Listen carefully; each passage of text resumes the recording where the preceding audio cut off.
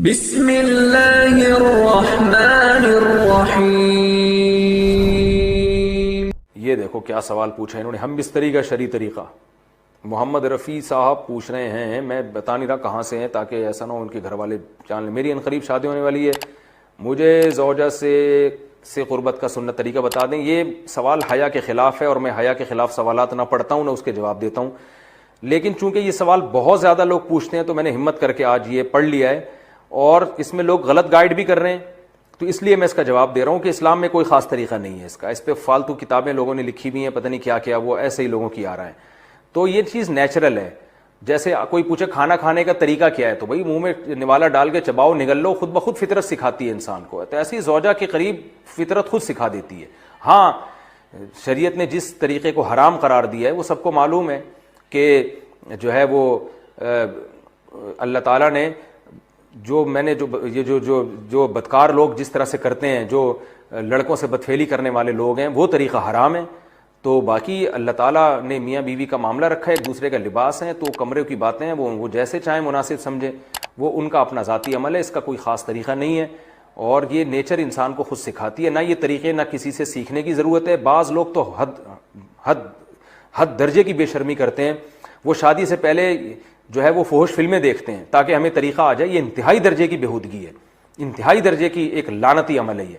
तो ये कोई ख़ास तरीका नहीं है।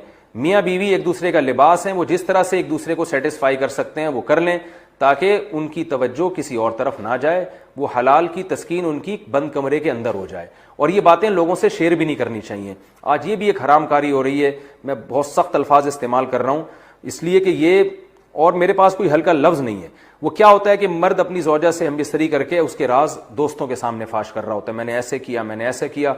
लड़कियां बता रही होती हैं अपनी फ्रेंड्स को कि मेरे शौहर ने मेरे साथ ऐसे किया। ये बहुत लानती अमल है। आप सल्लल्लाहु अलैहि वसल्लम ने फरमाया, जो औरत अपने शौहर के राज या शौहर बीवी के राज फाश करता है उस पर लानत है, हदीस का मफहूम है ये।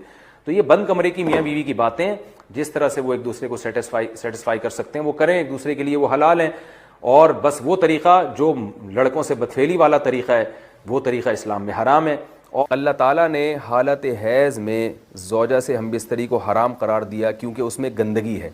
बाप देखें कि वो गंदगी इस दर्जे की नहीं है जितनी ओरल सेक्स में गंदगी होती है। अगर उसमें डिस्चार्ज हो जाए बंदा, इंसान जो हमबिस्तरी करने वाला है ज़ौजा से, वो मुंह में डिस्चार्ज हो जाए, तो आप सोचें कि अल्लाह ताला शर्मगाह को गंदगी से बचा रहे हैं जिसकी वजह से हैज़ की हालत में हमबिस्तरी को हराम करार दिया। तो मुंह जिससे इंसान खाना खाता है, जिससे कलमा पड़ता है, और जो इंसान के जिस्म में सबसे अशरफ उज़्व है, सबसे ज़्यादा मुअज़्ज़ज़ और मुकर्रम उज़्व है, उसमें ऐसी गंदगी को डालना कहाँ से जायज़ हो सकता है, कहाँ से हलाल हो सकता है। तो आज बाज़ मुतजद्दिद किस्म के लोग जो है ना इसको हलाल करार दे रहे हैं, तो ये बिल्कुल गलत है।